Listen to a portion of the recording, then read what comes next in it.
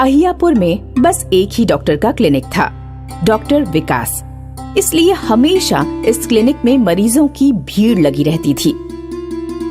एक दिन की बात है, ललित अपने पेट दर्द से परेशान होकर डॉक्टर के पास आया। डॉक्टर जी, मेरा पेट बहुत दर्द कर रहा है डॉक्टर जी।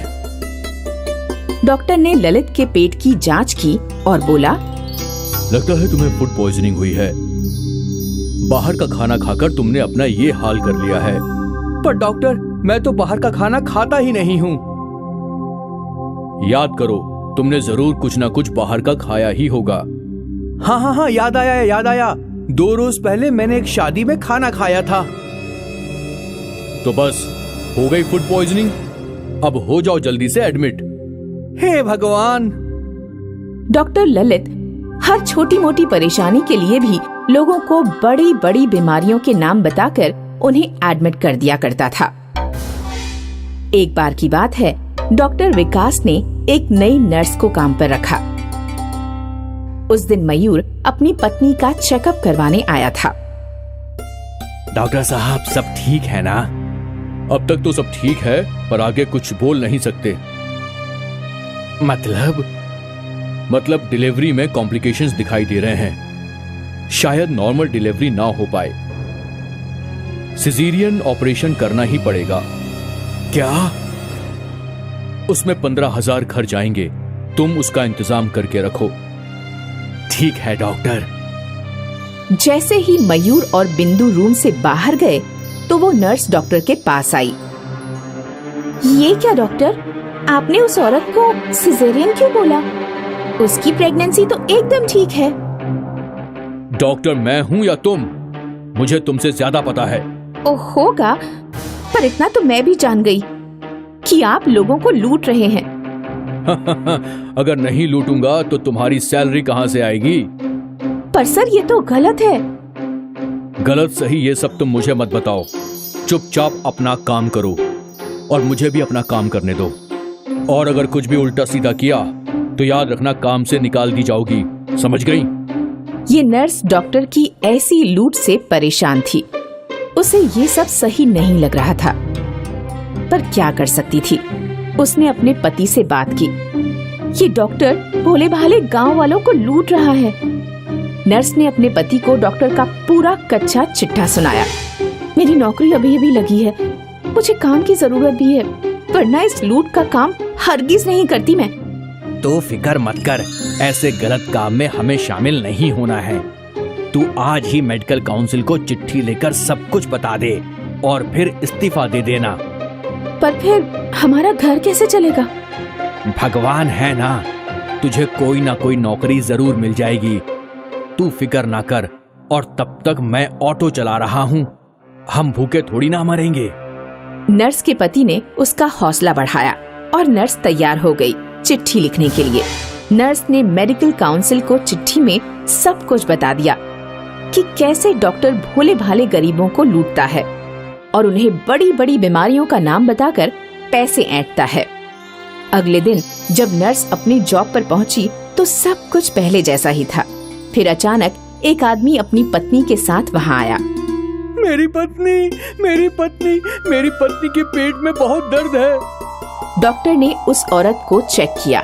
इन्हें फूड पॉइजनिंग हो गई है, हमें इन्हें तुरंत एडमिट करना होगा। आपको कैसे पता इन्हें फूड पॉइजनिंग हुई है? क्योंकि मैं डॉक्टर हूँ। आप डॉक्टर हो, भगवान नहीं हो ना। आपने इनके स्टमक का सैंपल चेक किया है, ना इनके टेस्ट लिए, तो आप कैसे बोल सकते हो कि इन्हें फूड पॉइजनिंग हुई है? अनुभव भी कोई चीज होती है। डॉक्टर को सालों का अनुभव होता है। लेकिन आज हम आपको एक नया अनुभव देंगे। वो औरत एकदम ठीक ठाक खड़ी हो गई। आदमी ने अपना आईडी कार्ड दिखाया। हम मेडिकल काउंसिल ऑफ इंडिया से हैं। हमें आपके खिलाफ कंप्लेंट मिली थी, इसलिए हम यहाँ आपको रंगे हाथों पकड़ने आए थे और आप पकड़े गए हैं। क्या? तभी पुलिस अंदर आई और डॉक्टर को हथकड़ियां पहना दी गई। आपका मेडिकल लाइसेंस कैंसिल किया जाता है और मरीजों को लूटने के जुर्म में आप पर कार्रवाई की जाएगी। डॉक्टर को पुलिस पकड़ कर ले गई। और फिर उस मेडिकल ऑफिसर ने पूछा, यहाँ नर्स रेनू कौन है? नर्स आगे आई। थैंक यू, आपने अपना काम बखूबी किया। इन जैसे कुछ लालची डॉक्टरों की वजह से मेडिकल प्रोफेशन का नाम बदनाम होता है, पर नर्स आपने इस डॉक्टर की असलियत सबके सामने लाकर साबित कर दिया है कि मेडिकल प्रोफेशन अब भी एक नोबल प्रोफेशन है। Thank you. आपको हेड नर्स की पोजीशन पर प्रमोट किया जा रहा है और जल्दी इस क्लिनिक में एक न्यू डॉक्टर आएंगे। Thank you nurse Renu. अगर नर्स रेनू डॉक्टर की धमकी से डर जाती तो उसे ना चाहते हुए भी गलत काम करना पड़ता, पर नर्स रेनू ने सच्चाई का रास्ता चुना और शायद इसीलिए उन्हें अपनी अच्छाई का अच्छा फल मिला। नानकपुर गांव में करिश्मा और आरव अपने पिताजी के साथ रहते थे। उनके पिताजी टीबी के मरीज थे। वे दिन भर खटिया पर पड़े रहते। करिश्मा का 2 मंजिला मकान था। नीचे के फ्लोर पर वे लोग रहते थे और ऊपर किराएदार। उनके घर कोई कमाने वाला तो था नहीं, इसीलिए किराए से ही उनके घर का खर्चा चलता था। करिश्मा आरव के घर पर श्यामलाल नाम का किराएदार अपनी पत्नी के साथ रहता था। श्यामलाल की नजर करिश्मा आरव के मकान पर थी। पता नहीं ये मकान मालिक बुढ़ा कब मरेगा। इसके मरते ही हम इस मकान पर अपना दावा कर देंगे। लेकिन इसके 2 शैतान बच्चे भी तो हैं। अरे बच्चों की कौन सुनेगा। मैंने मानव तस्करों से बात की है, इन दोनों को बेच देंगे। और गांव वाले पूछेंगे तो? गांव वालों से कह देंगे कि लड़की एक लड़के के साथ भाग गई और लड़का एक लड़की के साथ भाग गया। कैसे भी ये बुढ़ा मर जाए तो मकान अपना। गांव में एक अमीर परिवार रहता था जिसके सदस्यों का विदेश में आना जाना था। उनके घर का एक आदमी अमेरिका से 2 सफेद चूहे लाया था। चूहों में कोरोना बीमारी के कीटाणु थे। कुछ दिन बाद जब वो चूहे मर गए तो उन्हें ऐसे ही खुले में फेंक दिया गया। जिन लोगों के भी उन चूहों पर पैर पड़े वे कोरोना से ग्रसित हो गए। जल्दी ही बीमारी पूरे गांव में फैलने लगी। करिश्मा आरव के पिता पहले ही टीबी के मरीज थे। कमजोर रोग प्रतिरोधक क्षमता के कारण कोरोना ने उन्हें भी चपेट में ले लिया। आरव और करिश्मा के ऊपर भी बीमारी की चपेट में आने का खतरा मंडराने लगा, क्योंकि वे अपने पिताजी को खाना और दवा खिलाते थे। आरव पिताजी के डॉक्टर को बुलाकर लाया। अपने पिताजी को खाना और दवा खिलाने के बाद तुम दोनों अपने हाथों में सैनिटाइजर जरूर लगाना, वरना बीमारी तुम्हारे अंदर भी पहुंच सकती है। आरव तुरंत मेडिकल से सैनिटाइजर लेने जाता है। किराएदार श्यामलाल डॉक्टर की सारी बात सुन लेता है। अब हमें बस इतना करना है कि रोजाना इनका सैनिटाइजर चुरा लेना है, फिर ये दोनों बच्चे भी बीमारी से मर जाएंगे। श्यामलाल रात में चुपके से नीचे जाता और करिश्मा और चिंटू का सैनिटाइजर चुरा लेता है। अगले दिन आरव ने देखा कि सैनिटाइजर गायब है। करिश्मा, तू सैनिटाइजर का डिब्बा खा गई क्या? कहीं नहीं मिल रहा। नहीं मिल रहा है तो दूसरा सैनिटाइजर ले आ। आरव फिर से मेडिकल जाकर नया सैनिटाइजर लेकर आता है, लेकिन अगले दिन सैनिटाइजर फिर गायब हो जाता है। ऐसा 3-4 दिनों तक लगातार होता रहा। एक दिन करिश्मा श्यामलाल के पास किराया मांगने गई। अंकल, किराया दे दीजिए, पापा की दवाइयाँ और सैनिटाइजर लाना है। श्यामलाल बीमार होने का दिखावा करने लगा। बेटा, मैं बहुत दिनों से बीमार हूँ, इस बार किराया नहीं दे पाऊंगा, अगली बार ले जाना। वो अपने पिता को खाना और दवाइयाँ भी नहीं खिला पा रहे थे, क्योंकि उनके पास सैनिटाइजर भी नहीं था। दोनों भाई बहनों की समझ में नहीं आ रहा था कि क्या करें। दोनों गांव के पुराने कुएं के पास बैठकर रोने लगे। कुएं में से एक जिन्न बाहर निकलता है। क्या हुआ? तुम दोनों क्यों रो रहे हो? हमारे पिता बीमार हैं, हमारे पास सैनिटाइजर नहीं है।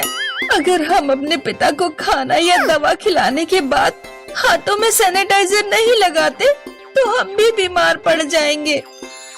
जिन दोनों को एक जादुई सैनिटाइजर देता है। बस इतनी सी बात, ये लो, ये जादुई सैनिटाइजर ले जाओ, ये कभी खत्म नहीं होगा। करिश्मा और आरव खुश होकर घर पहुंचते हैं। पिताजी, देखिए हमें क्या मिला है, जादुई सैनिटाइजर। पिताजी कोई जवाब नहीं देते। दोनों बच्चों के पिता कोरोना से दम तोड़ चुके थे। उस रात भयानक बारिश हुई। बीमारी की वजह से कोई अपने घर से बाहर नहीं निकल रहा था। करिश्मा और आरव अकेले ही भरी बरसात में अपने पिता को दफना कर आते हैं। जब वे घर लौटते हैं तो श्यामलाल 2 मानव तस्करों के साथ घर के बाहर खड़ा था। ले जाओ इन दोनों को।